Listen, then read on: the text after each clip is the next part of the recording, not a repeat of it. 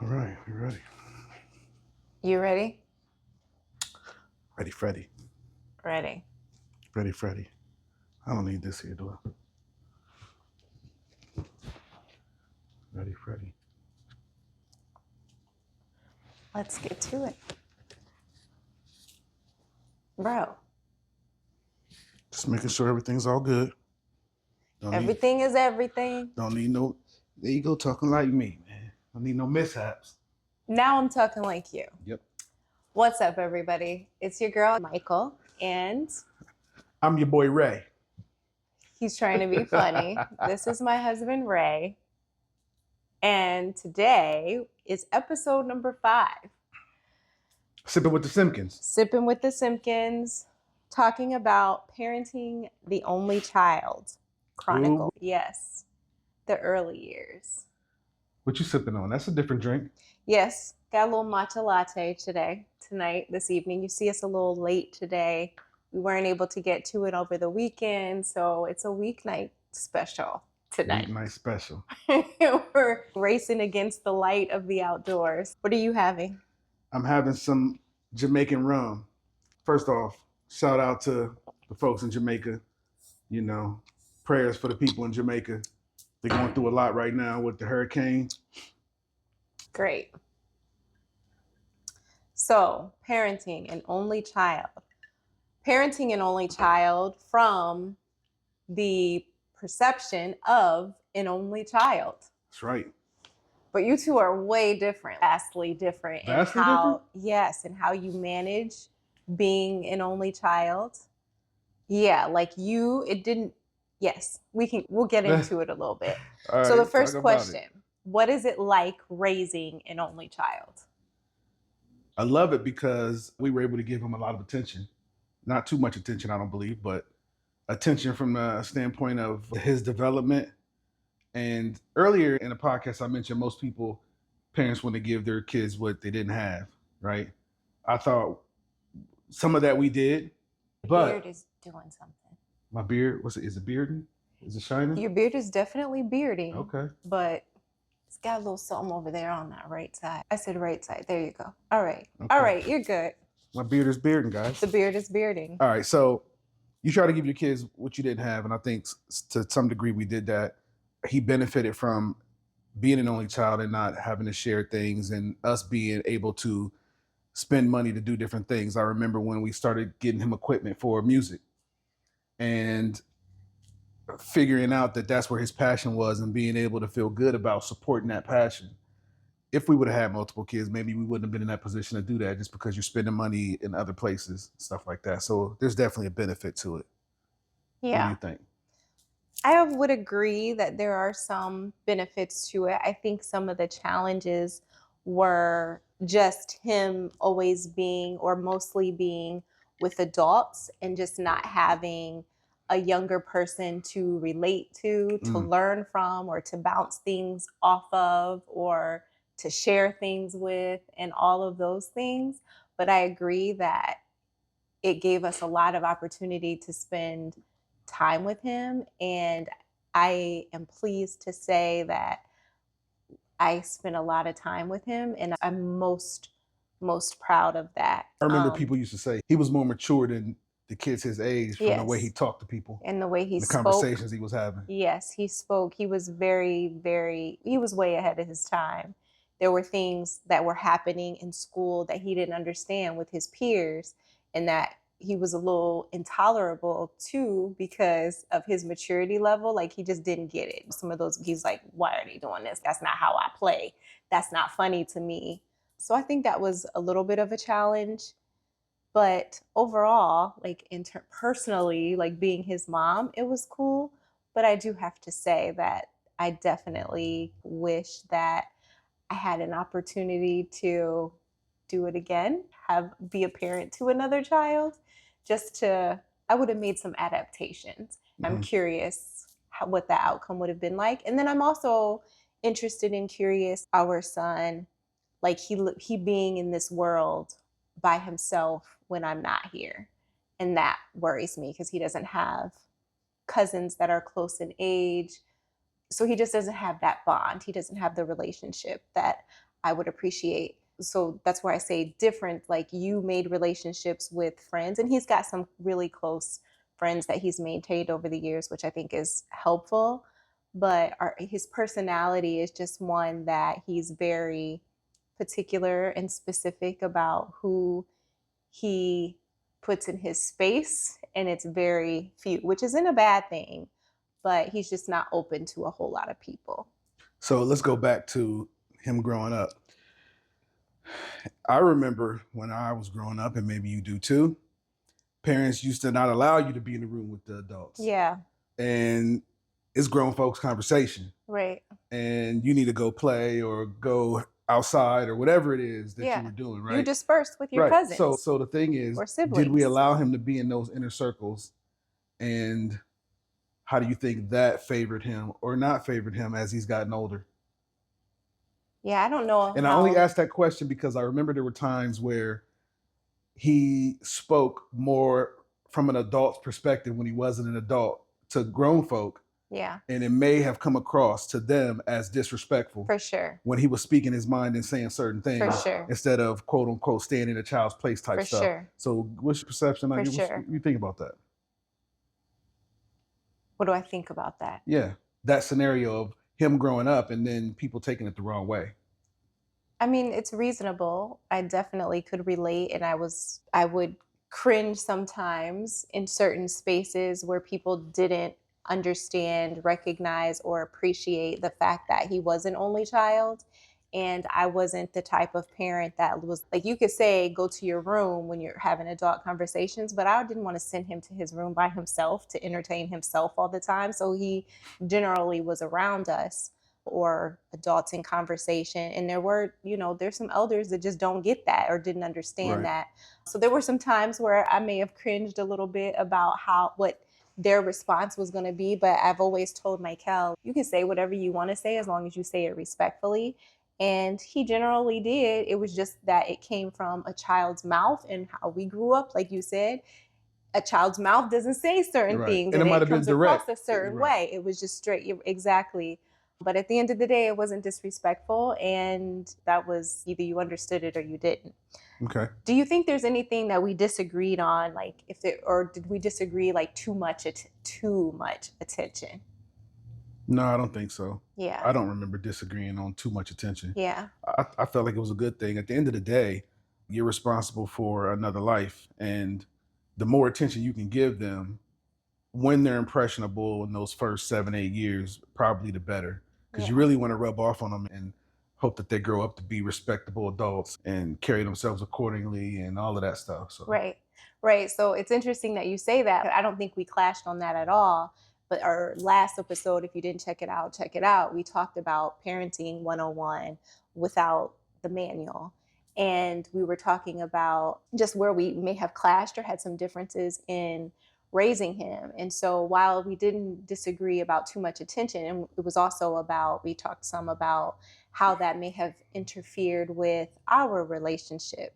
And we did spend a lot of time with him, and he was an only child, and there was like dates was all three of us, and we didn't do things that didn't include our child. mhm. And I don't think we ever had any disputes, issues, or concerns, disagreements between ourselves with that. So that was a good thing. I mean, that was good. Right, wrong, or indifferent, I guess I should say. That's just the way it was. We were on the same page On about the same that, and page. how that shook out later or between the two of us. We did spend a lot of time with our son. Do you remember, or what do you think are any best or hardest parts of parenting an only child? The hardest part is just that you never really know when you try to give your child everything you didn't have. You never know how it's going to turn out when they get older. So now, fast forward to our son growing up in the suburbs, never really having to deal with not having and us being able to provide for him. You never know how that's going to turn out as they get older. And so I think that's the challenge. And he's a good young man, and it turned out well for us, but I've seen cases and other people where that's happened. Your parent probably wanted them to turn out or assumed that they would turn out. So Yeah, that privileged word is interesting to me that It's you say interesting. that, because I'd be curious to hear what his perspective or perception is about that. Because while we think, or you're saying that you feel like he's privileged and he had it from his lens, because there's always, it's almost like you make more money, you need more money, right? The more you make, the more problems you have, the more you like, it's just never enough almost. Shout out to Biggie Smalls. More money, more problems. Yeah, more money, Yeah, more more money, more problems. problems. But I think from his lens, while I think from our perspectives, we gave him everything that we could. But even, and he didn't ask for a whole lot. But when he started asking for things, the things that he did want were like, he's got a taste that is from the Simpkins family. Simpkins, Hawkins, I'll say. They're a little uh, flashy. They like designer. And that's where he gets that that stuff champagne from. taste. I do too, but it's still, for me, it's within reason. And I just like to allocate my money a little bit differently. I like a nice bag and a good shoe, but anyway. But I think though, from his perspective, while you say that you gave him, there was still more that he wanted. He would be like, well, like he got a car when he was 16, but it wasn't a brand new car. I mean, a A used used one, yeah. car. And he's like, somebody else got a brand new car, or it was, maybe it was, I forgot what the first car was, but let's just say It it was a was the Jeep. It was the Mazda. Jeep. He didn't drive that long though. He just had it and we had to return it. So let's just say it was the Mazda, and he's like, well, somebody else is driving an Altima, or it was a 2000 and whatever, and somebody's gotten newer and better. And so he was always, he not always, but I think from his mind, he's like, this is just regular. I get the sense that he thinks it's just regular and it's Mm. almost to be expected. I can't say that to be sure, but there were times that I've heard him say, like, well, like I got this, yes, but such and such, there's still more or bigger or better out there. And not to say that he wasn't appreciative at all, but Got you. yeah, I'll just leave that. I'll just leave that there. Where do you think that we disagree today?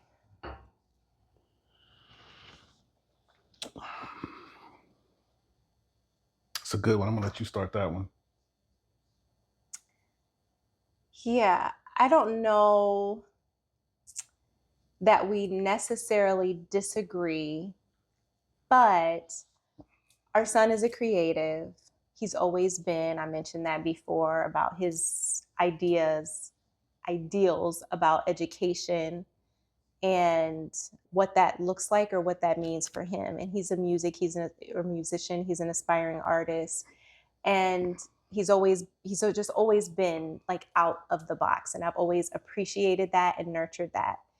And now that he's getting older, he also has this entrepreneurial spirit where he's like, I don't want to work a 9 to 5. Like everybody I know is on plan B with their lives. And he just doesn't want to live his life in that way.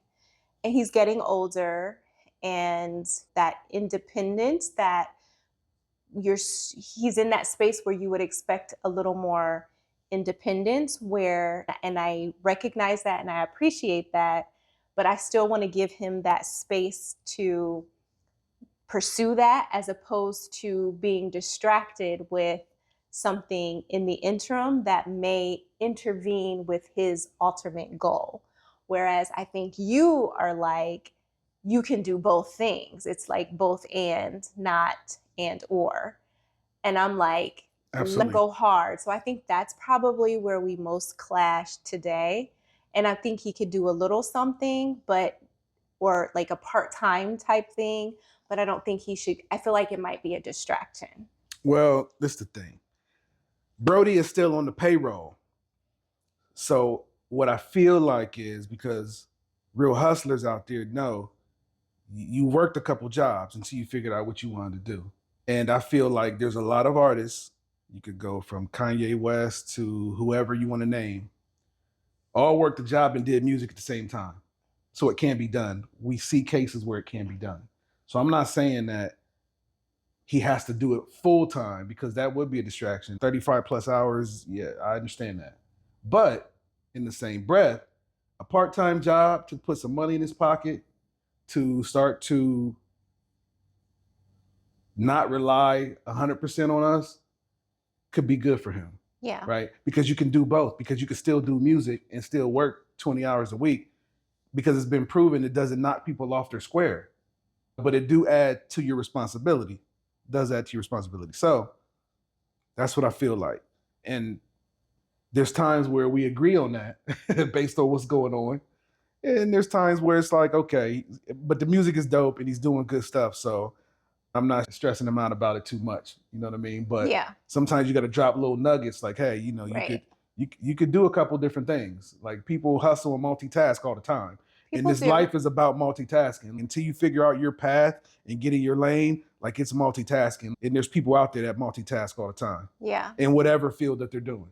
I agree. But I think This it did I podcast is think a it de- multitask. We both got full I time think jobs and that we it depends on the personality of the individual and what it is that you're also trying to pursue. So for me, and I think I relate to that a little bit more because I know what my capacity and bandwidth is, and I know I got to be in the pocket with one thing, and multiple things for me is just not. It's just going to cause too much stress, overwhelm, and probably not the focus that one of the things need. And I think he has a little bit of me in that. And so that's why I'm a little bit, and this isn't, I can't be sure. I'm not saying yeah. that for sure. I'm just saying, based off of myself, I'm afraid to push too much in that direction because I don't want to knock him off of what he really wants to do, because I want to be able to feed into him Mm-hmm. in that way and make sure that we nurture that opportunity, because I feel like it happened to some of these other people, like it can certainly happen for him, For sure. and it's just a matter of time. And so being patient and waiting out for those moments, because he's diligent, like he's in that 100%. He don't sleep. He's got records. I mean, you know, all of that. Yeah. So and he does do other things on the side with trying to still within the music, producing or engineering for other people. It's just not an easy business with the sort of setup. So I appreciate that. What's one thing we are proud of as parents of an only child? I'm proud that of where he's at as far as his music. I think back to when I was his age, I didn't know for sure what I wanted to do. Retail just chose me and it worked out for me. So for me, that was my path. So I am excited that he has passion for the music and what he's doing, and he's dedicating 100% to it. And I can see the maturity in his music from year to year, and he's getting better at his craft. So I am excited about that. I'm also excited that he is a respectable young man. It's one thing we know our son, but then when other people say, your son's very nice, or he's very respectable, or he's this, or he's that, and other people see that in him, that's a proud moment, because oftentimes we may not see it out of him. So it makes you feel good, like, okay, something stuck, he's respectable, he's these type of things. Yeah, I think what I'm most proud of about him is his creativity, his individuality. And I think it was important for me very early on to feed into that and to nurture that. Some of you may know our son, but he's an out the box type of person. The way that he dresses, his style, the things that he likes, the way he wears his hair, his music, everything is very different from Ray and I. And there's sometimes we'd be like side eyeing, like, what do Yeah, you got on and where did this come from? yeah, But it's trendy. It's on par with what the young people like. He does have an eye for that, and he gives compliments when we go out. And then we have right. these little competitions. They try not to defer to me about what they're wearing and such, but But there have been times we went out and we're and like, man, people what are are you wearing? complimenting and people are Yeah, saying, like, I'm like, who's the best dressed? And lots of times he's the one who yeah, gets the best they dressed. give him that, and I'm Yeah, like, what are you people's like, I wearing? kind of like his outfit. So yeah, I appreciate that. He's not afraid. He doesn't care what other people think. And he just really does him. And so I appreciate that, because a lot of times we're into the trends, we're into what are people, somebody going to look at us and what's the norm. And he doesn't look like he or I, or dress like he or I Hmm. would, or anything that we would have put him in when he was younger. And he does it. He does it with his head held high. And so I appreciate that he just stands in He's in his lane. he's in his lane. Yeah. And then also he's very diligent about his music. Like when I say he goes hard in the paint, he goes hard. Like he has so much music, he spends so much time in it, and like you said, it's evolved just so much. And again, it's what he likes and what he thinks people are going to like, and he's doing it because he loves it. And so I love that he's doing what he loves to do. Eventually, you all will hear it on the podcast, the music, and maybe we'll have him sitting here, and you'll have the luxury of interviewing him. Yeah, That'll be maybe pretty if cool. he'll join us. We'll see. That'll be pretty cool. Yeah. So that does it. Hold on, wait a minute. Parenting, the Only Child Chronicles. Only Child Chronicles. What we got coming up next? You got another one for episode 6? I do. Okay. Why you don't want to Join us next week for episode 6. Listen, real quick, like, share, subscribe, send us a comment. We appreciate everybody that supports us and tells us they love the podcast. You know, this is our thing. So, you know, I'm not one that be in my feels very often, and I'm outside the box. So, and he's doing it smiling. See? Thank you. Cheese. We got a salute. Can we get a salute? All right. Peace. See y'all next time.